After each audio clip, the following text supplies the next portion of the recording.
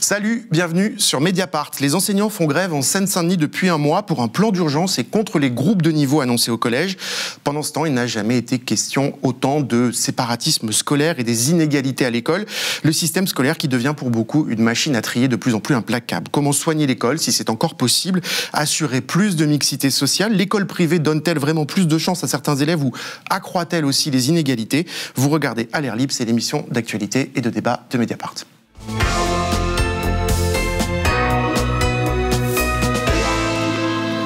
En ce début d'année 2024, deux événements apparaissent comme des symptômes des inégalités qui rongent l'école. Le premier, c'est le scandale autour de l'éphémère ministre de l'Éducation nationale, Amélie Oudéa-Castéra, une affaire révélée par Mediapart où l'on a appris que la ministre avait menti sur les raisons qui l'ont poussée à mettre ses enfants dans le privé. Une école privée qui n'est pas n'importe laquelle, Stanislas à Paris, une des plus huppées, l'incarnation de l'entre-soi des élites, mais aussi une école catholique avec des classes non mixtes à l'univers sexiste, homophobe et autoritaire. Et puis, loin, très loin de ce monde-là, il y a en ce moment un mouvement social massif. Cette mobilisation, c'est celle des enseignants du public de Seine-Saint-Denis, le département le plus pauvre de France métropolitaine, qui font grève et manifestent depuis plus de 3 semaines pour plus de moyens, pour l'égalité des chances pour leurs élèves, contre les classes de niveau au collège proposées par le gouvernement. Mathilde Goennec, salut. Salut. Tu es responsable du pôle société de Mediapart, tu couvres les sujets liés à l'éducation. Aujourd'hui, Mathilde, 2 des actrices de cette grève sont sur notre plateau. Oui, il y a Louise Paternoster qui est co-responsable de la CGT éducation dans le 93. Bonjour. Bonjour. Et puis Ilem Panella qui est parent d'élève à Romainville au collège Gustave Courbet, élu à la FCPE et qui aussi participe à cette mobilisation. Bonjour. Bonjour. Et pour discuter avec vous, 2 très bons connaisseurs du système scolaire qui publient, et c'est révélateur, 2 livres au titre finalement assez proche. Najat Vallaud-Belkacem, bonjour. Bonjour. Vous êtes directrice de l'ONG One qui lutte contre la pauvreté. Vous avez été ministre de l'Éducation nationale de 2014 à 2017 et vous publiez Le ghetto scolaire pour en finir avec le séparatisme, coécrit avec François Dubé. C'est en ce moment, ça vient de sortir aux éditions du Seuil. Youssef Souidi, bonjour. Vous êtes chercheur au CNRS à Paris Dauphine PSL. Votre livre, il s'appelle Vers la sécession scolaire, mécanique de la ségrégation scolaire au collège. Ça sort chez Fayard dans quelques jours, le 10 avril. Mathilde, peut-être on va parler maintenant de la mobilisation. Louise Paternoster, Ilem Panella, vous êtes une enseignante, une parent d'élèves, ça nous semblait important parce que depuis un mois, c'est un large mouvement social en Seine-Saint-Denis, à l'école, au collège, dans les lycées. Pourquoi ça dure ? Donc aujourd'hui, on en est à la 4e semaine d'un mouvement qui est historique dans notre département. Le départ de feu, il a eu lieu le 26 février, ce qui n'est pas n'importe quelle date puisque c'est le jour de la rentrée. Et donc, le jour de la rentrée, les établissements, écoles, collèges et lycées ont été massivement mobilisés et depuis, la mobilisation s'amplifie. Donc, on a obtenu par la force de la mobilisation une audience au ministère. Malheureusement, rien n'a été mis sur la table. Nous, on voit un ministère qui essaye d'endormir une mobilisation et une colère légitime qui est soutenue par une large partie de l'opinion aujourd'hui. Et voilà, quand on brasse de l'air, il faut savoir que ça attise le feu. Donc nous, on n'en est plus à l'étape du feu, on est à l'étape de l'incendie. Aujourd'hui, on va demander des comptes à Matignon, puisqu'on ne sait plus très bien qui est notre ministre actuellement. Et donc, la mobilisation est très forte. On est encore sur une journée de grève majoritaire, et donc on est très satisfait. Et le message, c'est qu'on ira jusqu'au bout. Pour vous donner un exemple des raisons de la mobilisation, 2 choses. La première, c'est le lycée de secteur dans lequel vont mes élèves, parce que moi je suis enseignante en grande section de maternelle. Et l'année dernière, pendant 1 an, les élèves ont été privés de cours de physique-chimie. Les élèves de première et terminale qui ont le bac à la fin de l'année. Deuxième exemple, mes collègues en maternelle à Noisy-le-Grand, la semaine dernière, ils ont accueilli jusqu'à 45 élèves en petite, moyenne et grande section. La raison, c'est les non-remplacements, 3 de collègues absents par remplacés. Et ça, c'est pas un fait isolé, puisqu'on perd en moyenne 1 an de scolarité entre la maternelle et le lycée. C'est inacceptable. Vous demandez un plan d'urgence pour le 93 de 358 millions d'euros par année. Vous considérez que c'est une exception, le 93, la Seine-Saint-Denis à ce titre, ou est-ce que c'est finalement un miroir un peu grossissant de problèmes, vous parlez des absences non remplacées, qui vont au-delà du département ? C'est un miroir grossissant, mais c'est aussi un laboratoire. Nous, on dit que la scolarité, c'est comme un marathon. Mais force est de constater que dans le 93, nos élèves prennent le départ avec des kilomètres de retard à cause des difficultés sociales, des difficultés familiales, et qu'en plus de ça, ils partent avec des semelles de plomb, parce que l'école, au lieu de corriger le tir sur les égalités, les accroît. Donc nous, ce qu'on voit, c'est que nos élèves, ils sont privés d'un an de cours en raison des non-remplacements, ce qui veut dire qu'il n'y a pas assez d'enseignants, hein. Le calcul, il est simple, mais que la moyenne nationale du remplacement, elle est de 78%. Donc on voit bien que ce qui se passe ici ne se passe pas ailleurs. Oui, pardon, Hélène Panella, du coup, vous êtes aussi dans cette lutte et c'est ça qui est un peu particulier, c'est que les parents se sont pas mal impliqués finalement dans la mobilisation. Je rejoins tout à fait Louise. Nous, à Romainville, Romainville, je dirais, je vais parler aussi des communes voisines. On a Romainville, Bagnolet, Montreuil, Noisy-le-Sec, Les Lilas, le Pré-Saint-Gervais, j'espère que j'en ai oublié aucun. On est tous mobilisés contre cette réforme et aussi pour le plan d'urgence 93. Aujourd'hui, on constate en fait de graves problèmes de remplacement dans tous les collèges et les lycées, notamment à Courbet. Juste un exemple, à la rentrée scolaire, on a un professeur de français qui a été absente pendant à peu près 2 mois. C'est une absence qui avait été programmée 1 an avant. Comment se fait-il qu'à la rentrée scolaire, on n'a pas eu de professeur actuellement, depuis décembre, donc ça fait un trimestre, que nous avons un professeur de français qui n'est pas remplacé. Il y a 3 semaines, j'étais allée à Courbet, et c'était les parents donc, qui bloquaient l'entrée du collège en relais des enseignants qui avaient fait grève la veille ou l'avant-veille. Est-ce que vous vous êtes dit, quand vous avez commencé à scolariser votre enfant à Romainville, en tout cas au collège, vous vous êtes dit, bon, bah, je vais devoir faire ça en fait, je vais bloquer la porte du collège de mon enfant? Mais absolument pas. Je suis complètement sidérée de cette situation. Enfin, sidéré, on se sent méprisé. Enfin voilà, il faut toujours lutter en fait dans l'éducation nationale. C'est ce qui est difficile. On demande rien d'autre à ce que nos enfants puissent étudier dans de bonnes conditions, en toute sérénité, que les professeurs puissent faire leur travail avec des moyens matériels, des moyens financiers et en toute sérénité. C'est tout ce qu'on demande. On ne demande pas la lune. Et c'est une mobilisation alors aussi qui concerne, c'est pas nouveau comme discussion, mais aussi tout simplement l'état des locaux. On a vu des enseignants et des parents d'élèves se mobiliser, y compris sur les réseaux sociaux. Exemple, cette vidéo récente sur TikTok faite au lycée Blaise Cendrars à Sevran. Je suis une élève à Blaise Cendrars dans le 93. Évidemment que ça fait 1 an que l'ascenseur ne marche plus. Sympa. Je suis prof de français dans le 93. Évidemment que quand j'ai été enceinte, mes élèves n'ont pas eu cours de français pendant 6 mois à leur année du bac. Je suis élève à Blaise Cendrars, bien évidemment que le chauffage ne fonctionne pas. On est à Blaise Cendrars, évidemment qu'on n'a pas de plafond dans nos toilettes et qu'on fait pipi dans le noir. Je suis élève à Blaise Cendrars dans le 93, évidemment que j'ai des chaises toutes cassées. Je suis une élève à Blaise Cendrars dans le 93, évidemment qu'on n'a pas de table pour faire cours. Excusez-moi, est-ce que vous avez des chaises? Je suis élève à Blaise Cendrars dans le 93, évidemment que quand je fais cours, j'ai pas de plafond au-dessus de moi.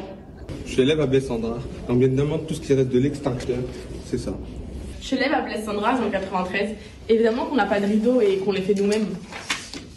On est à Blaise Cendrars, évidemment qu'on a un seau pour les fuites parce qu'on n'a plus de plafond. Je suis professeur au lycée Blaise Cendrars, bien évidemment que je ramène mon ventilateur personnel pour ventiler mes 35 élèves dans la même salle. Louise Paternoster, je vous ai vu réagir pendant cette vidéo. Il faut signaler que les enseignants en question, ils ont fait l'objet d'un rappel à l'ordre, d'une sanction administrative. Dites-nous précisément. Tout à fait, des formes d'intimidation, puisqu'ils ont été convoqués dans leur établissement avec un représentant de la direction académique. Là-dessus, Madame Belloubet a dit que l'administration n'y était pour rien, Madame la ministre. Pour autant, pour nous, c'est exceptionnel de voir un représentant de la direction académique et c'est une situation hors norme. On a obtenu par la mobilisation l'absence de toute sanction disciplinaire, donc c'est plutôt positif. Mais ce que ça veut dire, c'est que ça dérange et ce que ça veut dire aussi, c'est que le gouvernement est fébrile. Et on tient à féliciter la mobilisation exceptionnelle des lycéens et en particulier des lycéennes de Sandras qui seront tout à l'heure dans la rue à Matignon. Et qui mettent en avant le problème du bâti, qui n'est pas un problème isolé, c'est pas seulement Sandras. Mon école, je prends un exemple. Nous, on a actuellement de l'eau qui coule, des faux plafonds qui se sont effondrés dans le dortoir et une eau souillée, ce qui fait que nos élèves de 3 ans se retrouvent dans des conditions inacceptables pour s'endormir, sachant qu'on a en plus des élèves asthmatiques.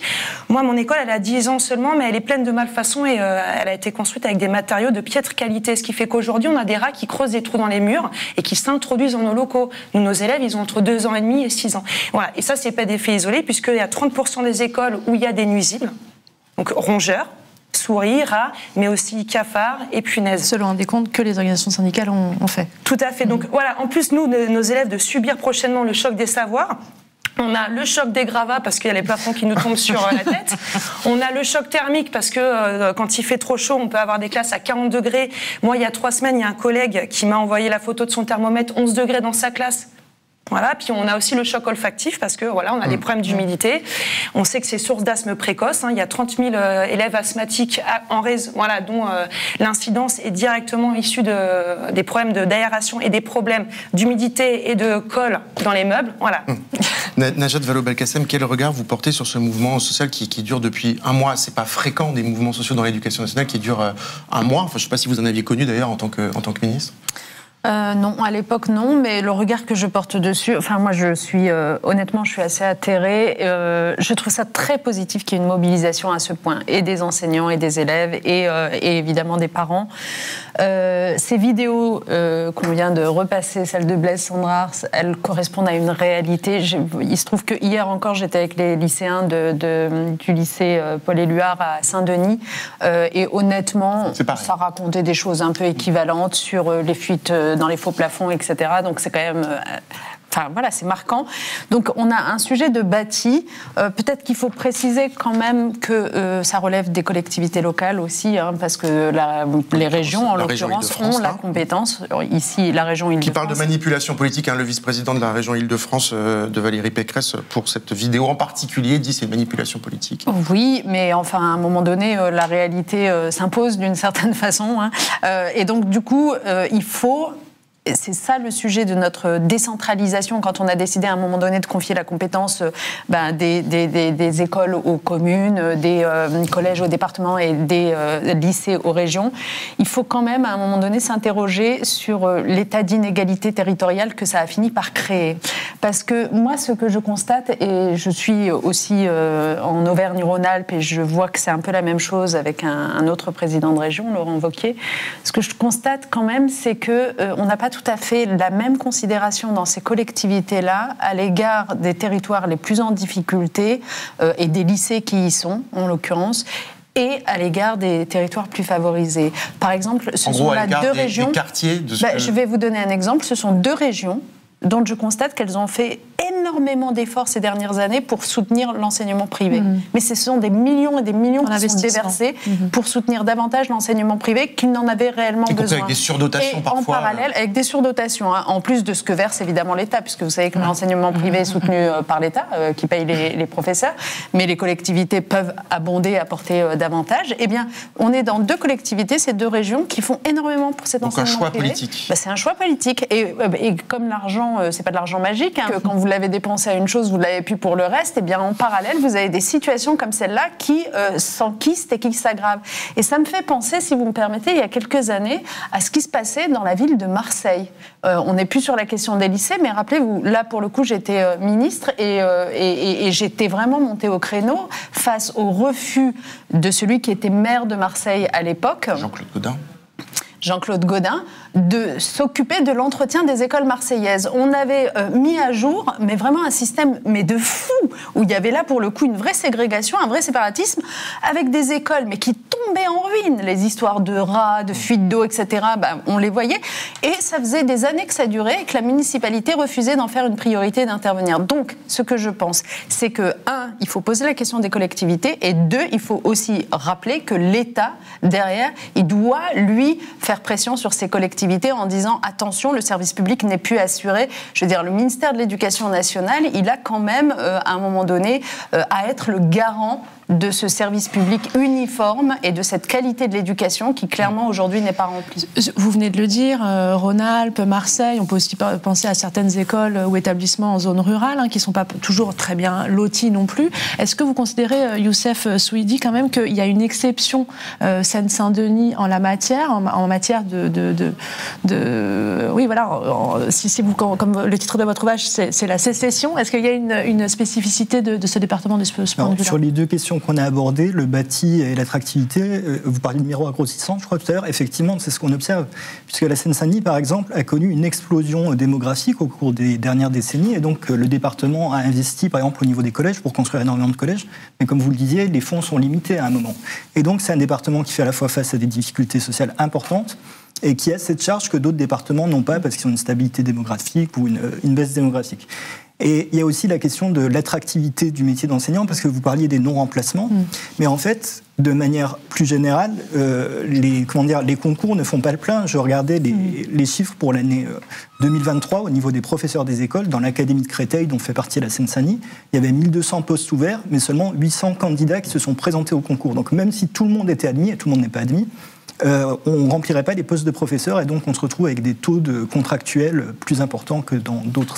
J'ai une question à vous poser, pardon, sur ce sujet, si je peux me permettre.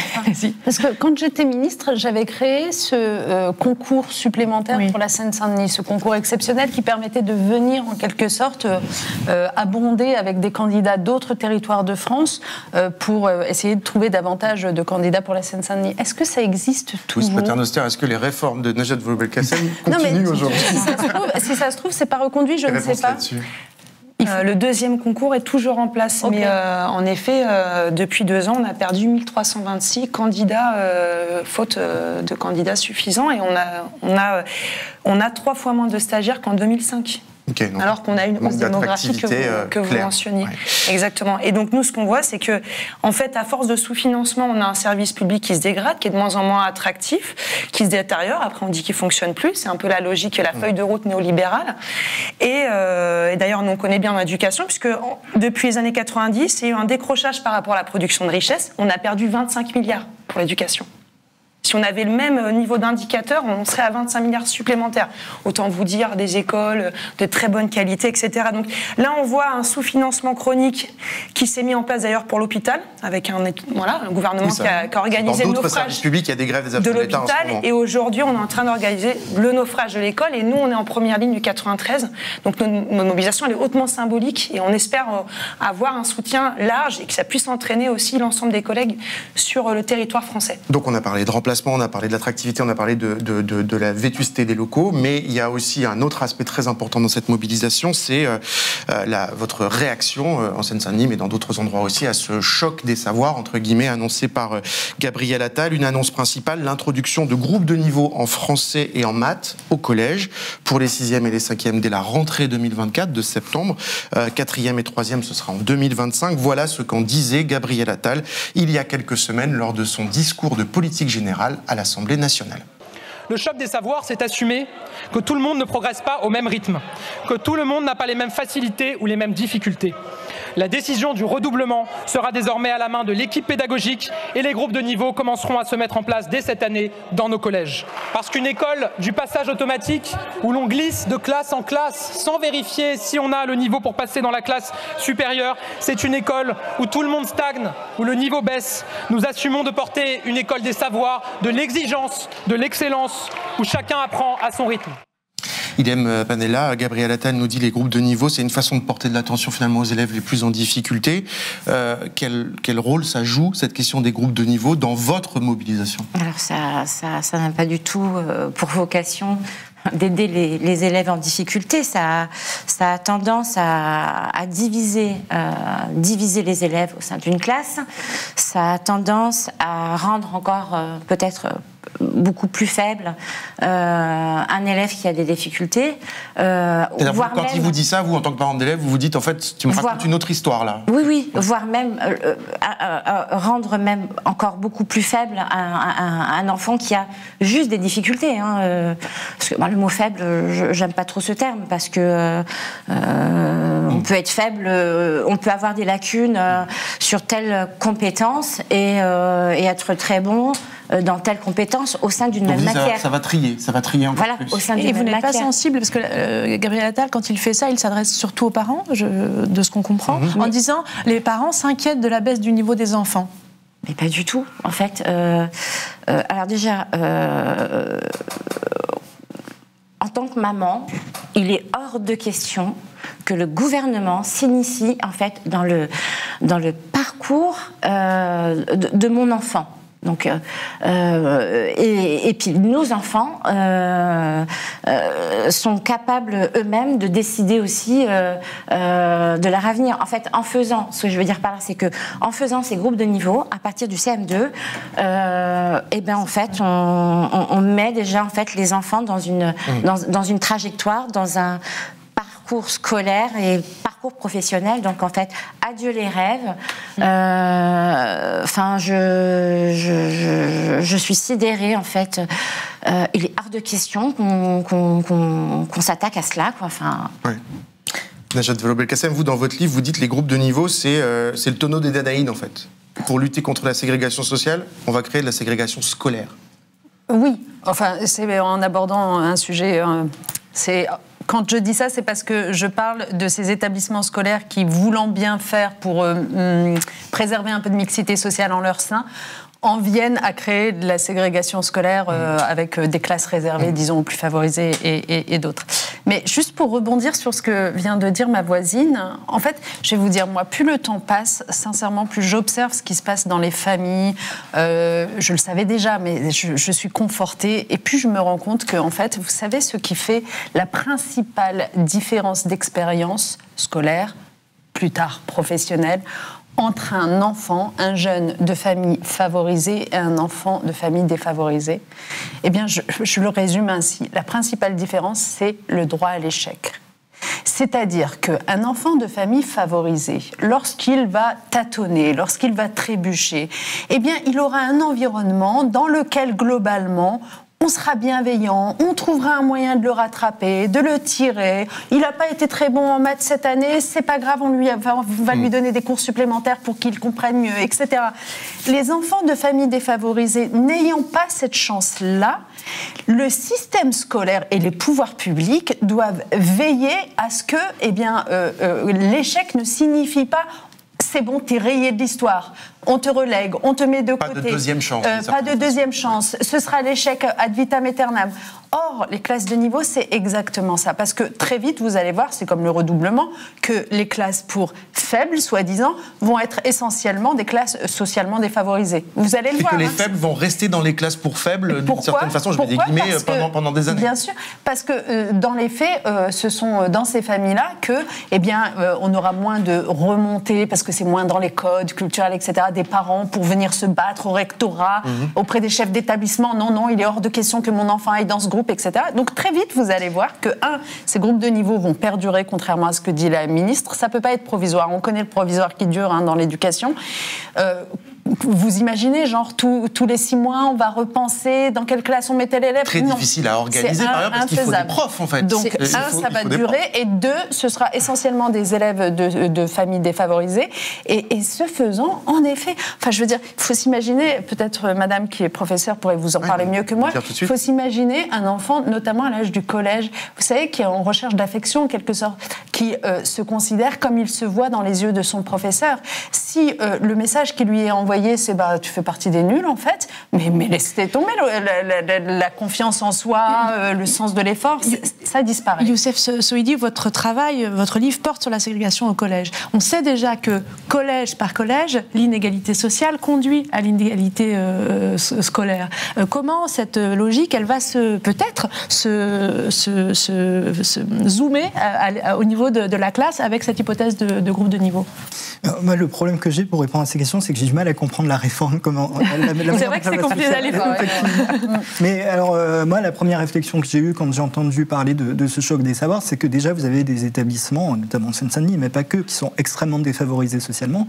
Et donc là, dans ce cadre-là, en quoi consisteront les groupes de niveau? Puisque vous avez quelques élèves, bien sûr, qui sortent du lot en termes de niveau scolaire, mais globalement, vous avez une concentration de la difficulté sociale et scolaire dans certains établissements. Et pour les établissements qui sont mixtes socialement, le risque, c'est, pour des contraintes d'emploi du temps, etc., de faire des classes de niveau plutôt que des groupes de niveau qui ne se cantonneraient pas, du coup, au français et aux maths, mais qui serait dans le cadre de l'ensemble des enseignants. Sachant que la communauté scientifique déjà est très critique sur les groupes de niveau, mais alors elle est encore plus critique sur les classes de niveau. C'est-à-dire c'est un peu un no way pour les experts de l'éducation. Il y avait une note de l'École d'économie de Paris où il y avait de nombreux chercheurs du Conseil scientifique d'éducation nationale, dont certains ont démissionné, Julien Grenet, Élise Ulrier et Yann Alban, pour protester contre cette réforme, puisque dans la note qu'ils ont faite, ils montrent que les recherches actuelles montrent que ça n'est pas efficace ces classes de niveau, mais qu'il faudrait plutôt des groupes de besoins, ponctuels. Ponctuellement, et je suis d'accord avec vous, et surtout qu'en fait la mise en place de ces groupes de niveau vont amener en fait à la suppression en fait du tutorat qui est mis en place, du soutien, notamment dans certaines matières au Collège Courbet. Parce qu'il y a déjà beaucoup de choses qui sont mises en place dans tous les établissements pour organiser du tutorat et du soutien. On a du soutien en mathématiques à l'heure du déjeuner entre midi et 13h. Et puis le travail par demi-groupe. Mais tout ça existe déjà. Comment vous voyez, vous, cette réforme? En fait, c'est ça qu'on a parlé de la science, et c'est ce que disent justement les sciences pédagogiques autour des groupes de niveau. Gabriel Attal, il nous dit c'est ça qui va marcher. Comment vous, on a vraiment là deux discours en fait complètement antagoniques. Pour nous, c'est une attaque sans précédent sur l'école publique, parce que ce que ça promet, c'est moins d'écoles. Donc ça ne fait pas de progrès. Pour les classes ça ne fait pas progresser les élèves. Tout à fait, parce qu'en fait, derrière, ce qui n'est pas dit, c'est que derrière cette réforme, c'est la fin du collège unique. Et du coup, une école qui est transformée en gare de triage social. En gare de triage social. Exactement, puisque nous aujourd'hui, parce qu'il n'y a pas que les groupes de niveau, il y a aussi le brevet obligatoire. Tout à fait. En zone d'éducation prioritaire, on a 83% de réussite. Donc, qu'est-ce qui se passe pour les 17% qui ne l'auront pas? Ils seront dans des classes de préparation, avec derrière, on sait, ça sera des voies de garage. Au mieux, l'enseignement professionnel, mais on le sait dans quel état se trouve aujourd'hui notre enseignement professionnel, beaucoup moins de savoirs généraux que des stages et des filières, notamment dans le tertiaire, qui ferment. Et c'est déjà un lieu de ségrégation sociale, par exemple. C'est déjà un lieu de ségrégation sociale, pourtant c'est quand même un tiers de nos élèves. L'autre chose aussi, c'est à partir du CP, on va essorer nos élèves avec des évaluations tous les ans. Parce que le choc des savoirs aussi, c'est la mise en place, dès le premier degré, de protocoles. En fait, nous, chaque année, on va mettre en place des protocoles de manière à répondre aux évaluations. Et donc, on va apprendre nos élèves à répondre à ce qui est évaluable, quantifiable, à savoir des items. Donc, c'est pas de la compréhension fine, c'est pas de la réflexion. Pas du tout, c'est répondre aux items. Ça va être un peu la commande vocale. Item 1, item 2, item 3. Et ça sera CP, CE1, CE2, CM1, CM2. Pour nous, c'est inacceptable. On va devenir des exécutants, on va exécuter des protocoles et on va plus devenir des artisans. Alors que la pédagogie, pour nous, c'est l'outil de travail. Vous dites qu'il y a une perte de sens du métier, en plus de toutes les pertes de sens récentes dues aux coupes budgétaires, dues aux conditions d'organisation. Exactement. Et il y a un exemple à ça, c'est que quand moi j'ai commencé, donc c'était il y a 13 ans, il y avait un mot tabou dans le métier. C'est le mot démission. Aujourd'hui, il n'y a pas un collègue qui ne connaît pas quelqu'un, soit qui est en train de démissionner, soit qui a démissionné, parce qu'on n'a pas signé pour ça. Quand même une toute petite question peut-être pour les uns les autres.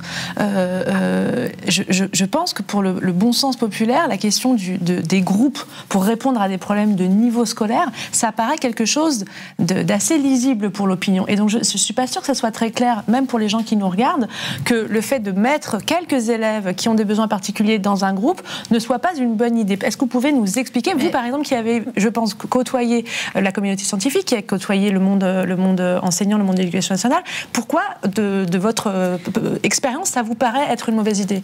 Alors, d'abord, il y a un sujet, pardon, mais on ne peut pas ne pas le traiter, c'est le manque de confiance dans ce gouvernement sur les questions éducatives. C'est ça, je pense, qui fait qu'on rejette avec cette violence-là. De confiance préalable. Oui, on n'a pas confiance dans ce gouvernement. Pourquoi? Je vais vous en donner une illustration très simple. Vous dites, en effet, des groupes de besoins, au besoin, ça peut être utile. Vous vous souvenez qu'on avait un dispositif qui s'appelait plus de maîtres que de classes? Ça consistait en quoi? Plus de maîtres que de classes, qui était plébiscité par les enseignants, par les parents, par les élèves. Ça consistait en quoi? Ça consistait dans une même classe, donc on ne sépare pas les élèves, à avoir un maître surnuméraire supplémentaire qui régulièrement prenait en petits groupes ceux qui avaient plus de mal pour les faire rattraper leur retard.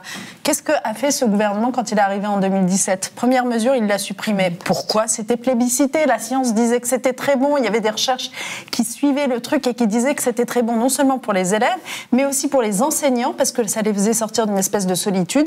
Ils étaient parfois à deux. Le deuxième enseignant surnuméraire portait un regard sur l'autre, et du coup, ils en discutaient. Donc, c'était même un moment de formation continue, car l'enseignant surnuméraire était généralement plus expérimenté. Pourquoi il a supprimé ça? Donc, si vous voulez, on n'y croit pas. Donc, malheureusement, moi, quand je vois la vidéo de Gabriel Attal, et y compris d'ailleurs la véhémence qui est la sienne pour dire « je tiendrai bon, non, les élèves faibles ne doivent pas retarder les élèves forts », je vois un discours guerrier, je vois pas du tout un discours de bienveillance à l'égard des élèves faibles qu'il faudrait aider. C'est ça le problème. Je dirais même méprisant, en fait. Et donc, ça met en doute, Youssef Choueidi, sur la question de Mathilde, vous êtes d'accord avec, je sais pas, ce que dit Najat Vallaud-Belkacem, il y a cette idée que finalement c'est un projet qui va, comme le disait notre invité, accélérer le tri social. Alors, c'est probable, mais pour moi, en fait, si vous voulez, ça cache un problème plus fondamental qui est, encore une fois, que s'il n'y a pas d'enseignants, et l'attractivité du métier d'enseignant, s'il n'y a pas d'enseignants, de toute façon, vous pouvez faire des groupes de niveau, les élèves n'iront pas en classe. Parce que là, c'est la question concrète dans beaucoup d'établissements, c'est-à-dire où sont les enseignants pour faire ces groupes de niveau. C'est la question qui se pose aujourd'hui, ça s'arrache dans les cheveux. Alors, il manque des professeurs et il faudrait doubler en fait le nombre de professeurs pour pouvoir mettre en place ce groupe de niveau. Donc mathématiquement, ça ne marche pas en fait. Mais Gabriel Attal a dit qu'il allait embaucher de nouveaux enseignants, mais en même temps, on sait qu'on a des coupes budgétaires de 700 millions d'euros qui arrivent dans l'éducation nationale. Par exemple, peut-être une chose qui était bien, qui était de dire que pour les élèves les plus en difficulté, on limiterait les effectifs à 15. Cette limite-là, elle a sauté, en fait, dans la circulaire qui a été produite. Je voudrais vous relancer sur le titre même de votre livre, qui rejoint celui de Najat Vallaud-Belkacem. Vous employez le mot de risque de sécession scolaire, pour bien comprendre qui fait sécession. Parce que dans le discours général, on nous dit plutôt que les séparatistes, ce sont plutôt les élèves des collèges dont on parle, et pas d'autres. Donc pour vous, qui fait sécession et quel est le risque de sécession? Alors, c'est un mot fort quand même. La sécession, ça rejoint le fait que vous avez des établissements qui se polarisent selon leur composition sociale. Et notamment, vous voyez le fossé dans le recrutement social entre le public et le privé qui s'aggrave depuis 2 décennies. Alors, j'ai du mal à répondre à la question qui fait sécession, parce que je vous répondrai les familles socialement favorisées de manière générale. Mais en fait, elles sont dans un système qui les incite à faire ces choix-là. Un système où, par exemple, vous habitez à proximité de 2-3 collèges, et vous savez que vous pouvez, via les dérogations, via la scolarisation dans le secteur privé, éviter votre collège de secteur. Et donc, cette question-là, elle se pose aux familles. Et alors, je crois que c'est vous je vous ai entendu dire il y a quelques jours, on demande aux parents de choisir entre être bon citoyen et être bon parent. Et que forcément, dans ce dilemme-là, c'est le bon parent qui... Et donc c'est plutôt le système qui impose aux familles ces choix cornéliens. Et vous, Najat Vallaud-Belkacem, le titre de votre livre, je l'ai dit, qui était assez proche, c'est Le ghetto scolaire. Et en fait, votre livre, il commence par les émeutes urbaines de l'été dernier. Vous dites pourquoi certains jeunes ont attaqué précisément les écoles qui sont théoriquement le lieu possible de leur émancipation. Vous dites parce que les inégalités scolaires n'ont jamais été aussi grandes et parce que finalement, ils ne croient plus aux promesses de ce système éducatif, entre autres explications. Oui, en fait, on commence le livre de façon délibérée, en effet, en remontant aux émeutes de juin, pour parler d'un des effets de ce séparatisme scolaire. J'en profite pour vous dire que le séparatisme scolaire, évidemment, les ghettos, c'est pas simplement ceux sur lesquels on a les yeux rivés tout en bas, c'est aussi ceux qui se créent tout en haut et qui fabriquent ceux de tout en bas, c'est évident. Donc l'entre-soi du haut, l'embourgeoisement du haut fabrique le ghetto scolaire du bas. Mais bon, on est parti des émeutes de juin pour parler d'un des effets de ce séparatisme scolaire qui est le ressentiment, la notion de ressentiment. Il y en a d'autres, des faits, mais celui-là, il faut qu'il attire notre attention sérieusement. Ça n'est plus possible de continuer à installer un tel ressentiment chez tant de jeunes qui, de là où ils sont, dans les établissements qu'on évoquait tout à l'heure, avec le plafond qui se casse la gueule, avec des enseignants de physique-chimie qui sont absents pendant 1 an, alors que c'est l'enseignement de spécialité qui va valoir coefficient 18 au bac avec la réforme Parcoursup, avec la réforme du lycée, et qu'ensuite, avec Parcoursup, ça va leur bloquer l'accès à leur choix. Bref, donc ces élèves qui sont dans ces établissements-là, ils entendent parler de méritocratie, de sens de l'effort, etc. Et ils voient à quoi ressemble la scolarité dans d'autres lycées plus huppés huppés, plus privilégiés. On a beaucoup parlé de Stanislas ces dernières semaines, mais au-delà, certains lycées publics. À votre avis, ils en pensent quoi ? Ils pensent quoi des promesses de la République, de liberté, égalité, fraternité, etc., mérite ? Eh bien, ils pensent que tout ça, en fait, ça n'a absolument aucun sens, qu'on se moque d'eux, qu'on les méprise. Et je ne dis pas que ça se traduit systématiquement par des écoles qu'on brûle, mais je dis que les observateurs me semblent surprenants d'être à chaque fois étonnés de voir une école attaquée au moment des émeutes, alors que, en fait, le signal qui est envoyé dans ces cas-là par les jeunes, c'est ce lieu qui devrait être le lieu de notre émancipation et le lieu de l'enterrement de nos espoirs. Louise Petrosca, vous vouliez réagir ? Oui, et revenir sur les conclusions de ce qu'on appelle le rapport PISA, donc le programme international de suivi des acquis des élèves, qui a quand même plusieurs conclusions qui ont été un peu mises sous le tapis par le gouvernement, et notamment par M. Attal, le jour où il a fait ses annonces du choc des savoirs, qui était aussi le jour de la publication des résultats. La première chose, c'est qu'on est un des systèmes les plus inégalitaires. La deuxième chose dans les préconisations, c'est surtout pas de groupe de niveau. Ça, c'est dans les préconisations de PISA. Et dans ce système inégalitaire, il y a surtout un décrochage des élèves les plus faibles. Et c'est vraiment ça qu'a mis en avant le rapport PISA. Nous, le 93, on est le département où on a les plus grandes difficultés en français et en maths d'Hexagone. Ça, c'est le rapport parlementaire qui est sorti en décembre dernier, qui le met en avant. Donc pour nous, c'est particulièrement criant. Donc on a un état de l'école aujourd'hui dans le 93 qui est vraiment le symbole d'une politique qui est au service des riches, au service donc de cette sécession aussi scolaire, de ces profits individuels, d'un système qui repose sur les profits individuels.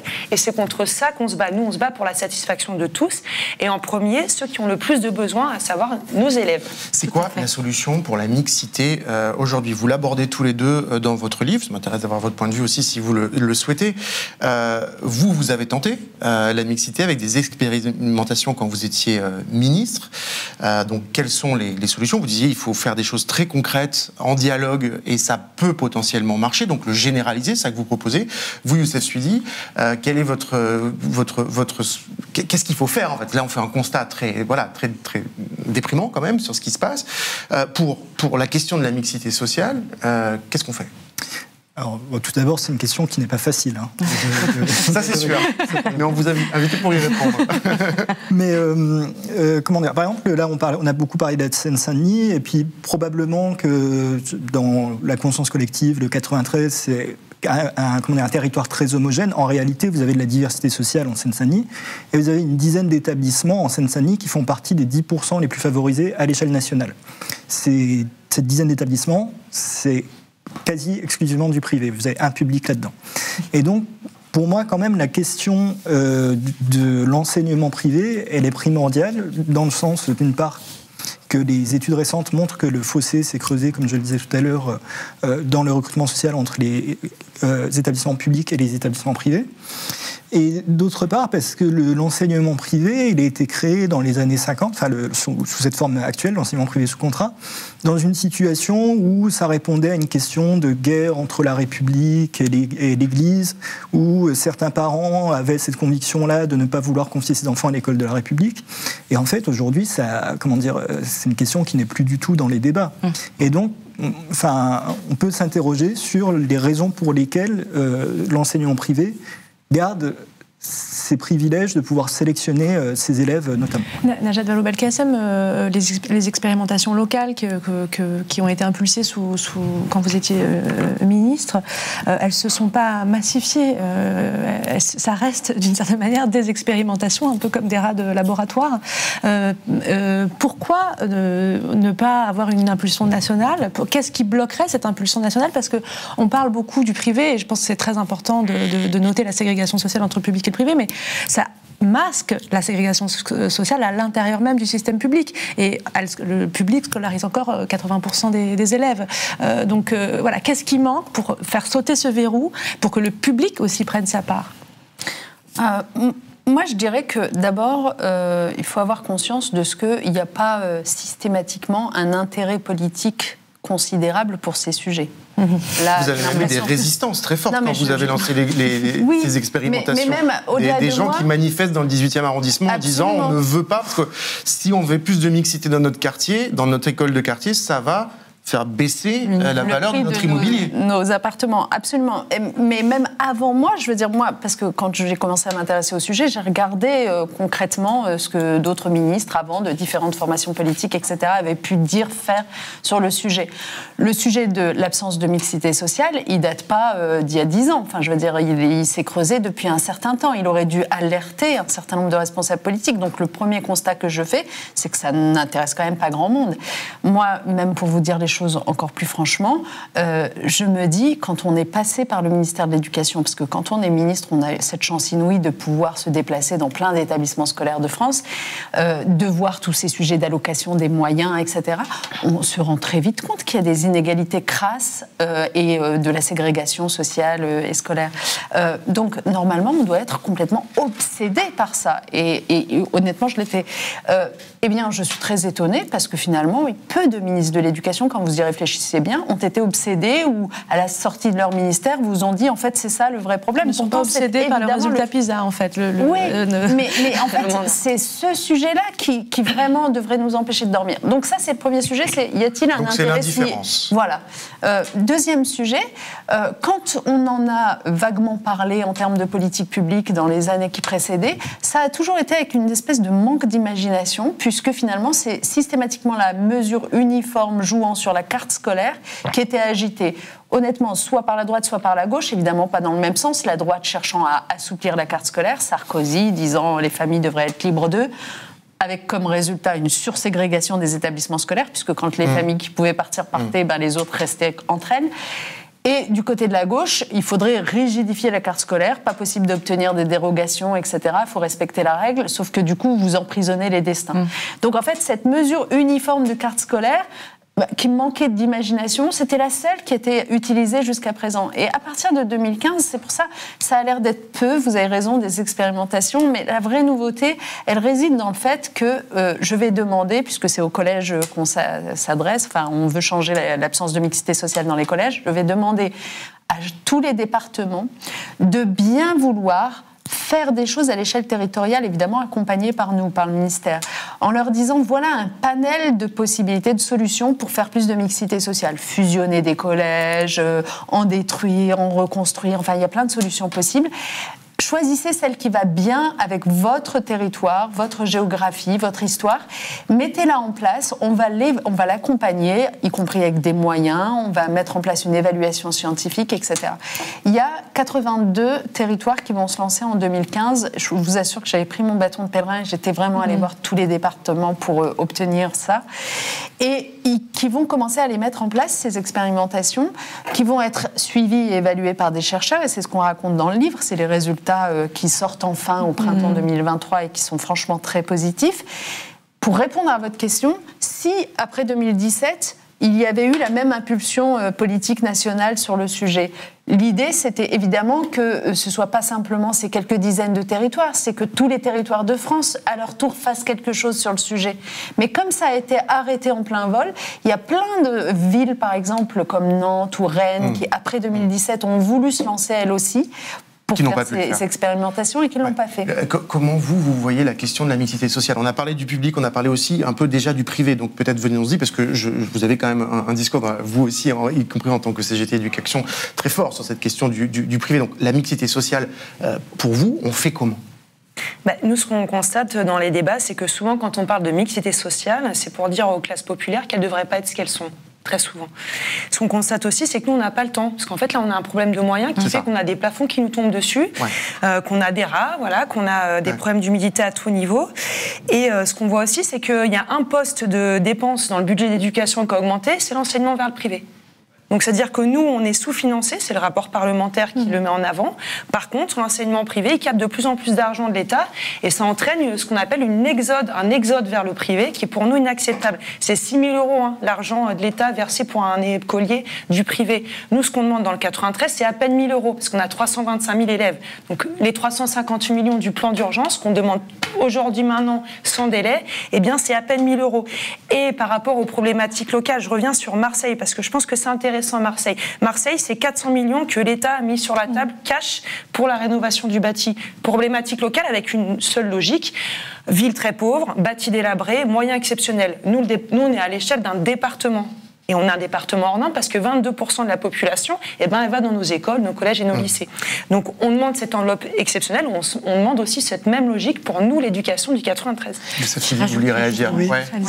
Alors, tout à l'heure, je disais que c'est une question difficile, je n'ai pas précisé pourquoi, mais pour plusieurs raisons, mais certaines choses que vous avez dites, Mme Vallaud-Belkacem, m'ont fait penser à deux choses, notamment. D'abord, c'est que c'est une compétence partagée entre l'État et les collectivités locales. Et donc, vous pouvez avoir les deux qui se renvoient la balle, un peu comme dans la rénovation des bâtiments ou le cas de Marseille dont vous parliez tout à l'heure. Et puis que l'impulsion nationale, elle est quand même importante dans les expérimentations qui ont lieu en 2016, 2017. Ce qui s'est passé, c'est que l'éducation nationale a mis des moyens, notamment pour limiter le nombre d'élèves dans le 18e arrondissement ou à Toulouse, dans les classes. Et ça permet davantage d'acceptation de la part des familles. Et donc, cette impulsion nationale-là, elle est assez importante. Il faudrait juste rebondir sur ce qu'a dit Louise tout à l'heure. En fait, nous, dans le 93, on ne demande pas l'aumône. On ne demande pas la charité. On veut juste, en fait, être aligné et avoir le même budget que les autres académies. C'est tout ce qu'on demande. Et aujourd'hui, on est loin, loin du compte. On nous parle d'uniforme, mais on marche sur la tête, en fait. On a des urgences beaucoup plus graves. Mais oui. Ilham Panella, juste sur ce que vient de dire Najat Vallaud-Belkacem, elle dit finalement ce sujet de la mixité sociale provoque une forme d'indifférence politique. Je suis sûre que c'est pas le cas quand vous discutez entre parents, par exemple, parents élus, parents de... Oui, enfin non, moi personnellement, je vais pas vous mentir, je le ressens pas du tout. En fait, ce problème-là, que les élèves se ressemblent finalement trop dans certains établissements. Je ne le ressens pas en fait. Je parle de mon expérience. C'est-à-dire que l'établissement est mixte, c'est ça que vous voulez dire? Il y a une grosse mixité sociale.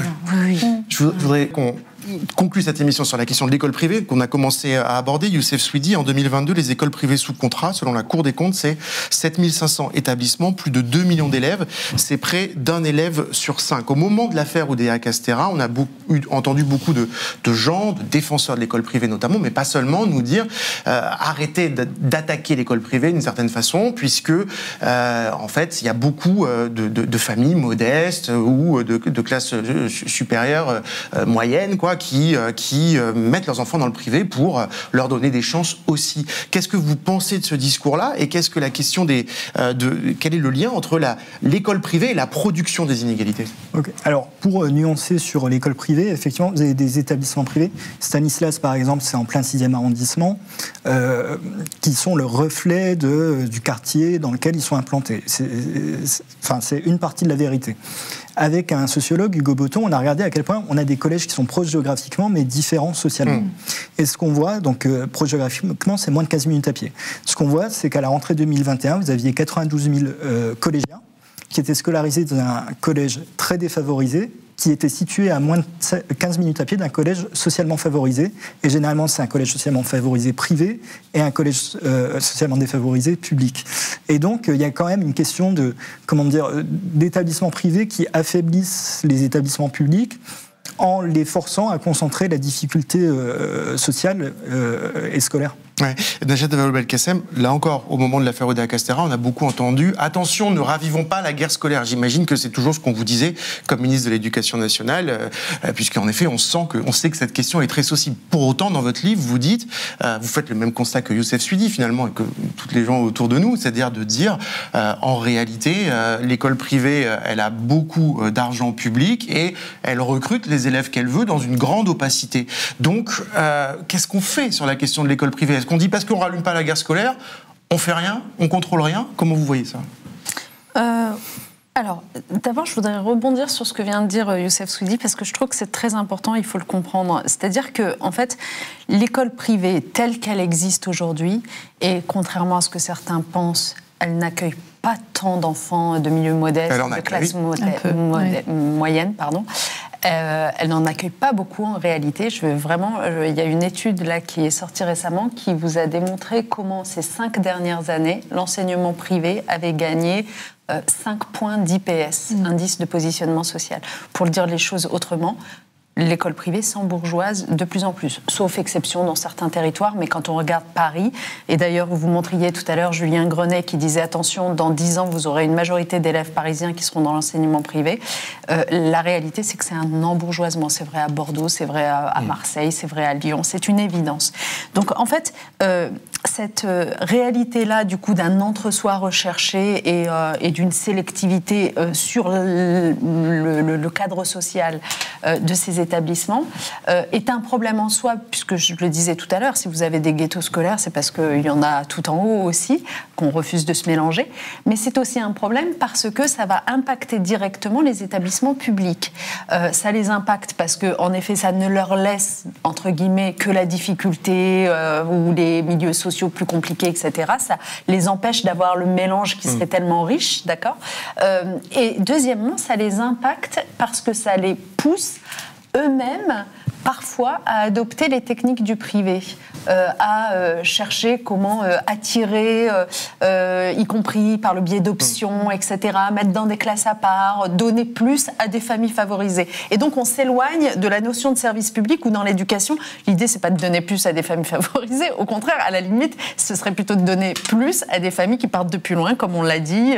Voilà, donc vous dites dans le livre, il faut moduler les financements, il faut contrôler davantage de privé, vous le dites, il faut le faire. Privé, il faut en effet absolument que les pouvoirs publics y mettent leur nez. D'abord parce que 75% de leur financement vient des pouvoirs publics. Hein, et encore, quand on y ajoute les collectivités locales, moi je pense qu'on est à plus de 80-85%. Quand même, c'est incroyable quand on y pense. Et donc, ok, il ne s'agit pas, comme certains disent, rallumer la guerre scolaire. Il ne s'agit pas de dire faut plus d'enseignement privé dans notre pays. Moi, je ne suis pas là. Mais il s'agit de dire, en fait, vous avez une mission de service public. Vous faites partie du service public de l'éducation nationale. Et donc, à ce titre, la loi, d'ailleurs la loi, à mon avis, de 2013 sur l'éducation devrait être modifiée pour mettre les pouvoirs publics garantissent la mixité sociale dans les établissements scolaires et pas veillent à la garantissent, donc avec des contrôles, avec des modulations financières. Et donc, il s'agirait de dire à l'enseignement privé, vous êtes concerné par ça. Donc, du coup, vous adoptez, comme on demande à l'ensemble des établissements de France d'adopter des mesures et des collectivités territoriales d'adopter des mesures, de reconstruire là où il faut, de détruire les établissements quand ça va plus, de fusionner, etc. L'enseignement privé doit être partie prenante. Sinon, le levier sur lequel on peut jouer, évidemment, c'est de moduler les financements publics qui lui sont versés. Peut-être le mot de la fin pour vous deux qui vous mobilisez en ce moment, Louise Paternoster. On a des discussions là sur l'école privée, mais là, vous avez dit, nous, on est dans une urgence. Est-ce que vous voyez cette mobilisation qui est importante, encore une fois? D'abord, est-ce qu'elle est assez, pour vous, soutenue ou assez visibilisée dans les médias? Est-ce que vous vous dites, Najat Vallaud-Belkacem nous parlait tout à l'heure d'une forme d'indifférence? Est-ce que c'est ça que vous vivez aussi, par rapport à l'urgence que vous décrivez? C'est nuancé, on a une certaine couverture médiatique, mais elle pourrait être bien plus forte, en effet. Et quand vous dites c'est urgent, ça veut dire que là, vous dites si c'est pas maintenant, on va vers quoi, en fait? En fait, nous, on a une école qui est en hémorragie et faut le rappeler, et c'est particulièrement le cas dans le département, l'éducation, c'est le cœur d'une société. Nous, on a presque un quart de la population qui va à l'école. Donc, quand on maltraite l'éducation, en fait, on a une société qui est malade. Et dans le 93, c'est actuellement le cas. Donc, il faut revenir en arrière, il faut pouvoir sortir l'argent parce qu'on sait que la France n'a jamais été aussi riche. On sait qu'aujourd'hui, les aides publiques aux entreprises, sans contrepartie, hein, et je tiens à souligner, c'est 200 milliards, donc l'argent, il est là, en fait. Nous, on demande que 358 millions, c'est une goutte d'eau. Et donc nous, tant qu'on n'aura pas de bras en nombre suffisant, pas de chaises, pas de table, parce que c'est quand même 50% des établissements, hein, eh bien on va continuer de se mobiliser pour obtenir le plan d'urgence. Et je vous invite à soutenir notre mobilisation par un moyen direct, c'est la caisse de grève. Parce que nous, on veut aussi donner les moyens de durer, puis aussi on veut dire à notre ministère qu'on va durer, et que s'il joue la carte de l'épuisement, eh ben nous, en tout cas, on continuera, on ne s'arrêtera pas là.